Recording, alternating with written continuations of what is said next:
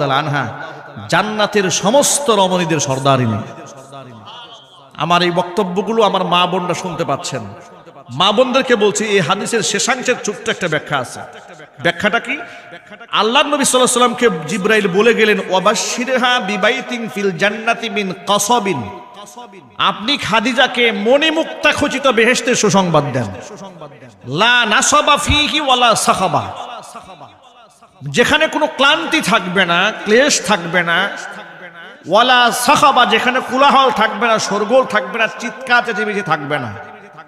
মুহাদ্দিসিনে কেরাম হাদিসের এই অংশের ব্যাখ্যা করে বলেছেন, কোলাহল থাকবে না, এ ধরনের জান্নাতের সুসংবাদ দেওয়ার হিকমত এমন হতে পারে, মা খাদিজাতুল কুবরা রাদিয়াল্লাহু তাআলা আনহা জীবনে শোরগোল করে উচ্চ আওয়াজে রাসূলের সামনে কথা বলে নাই।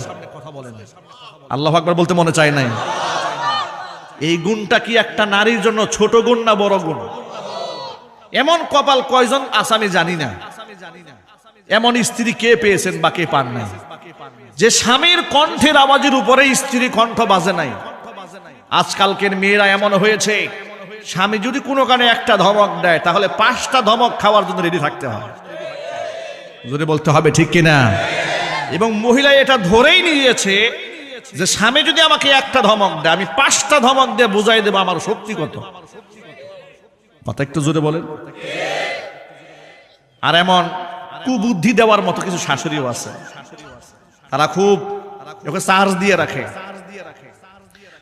কথা একটা মাটিতে পড়তে দিবি না, আমরা তো আসি।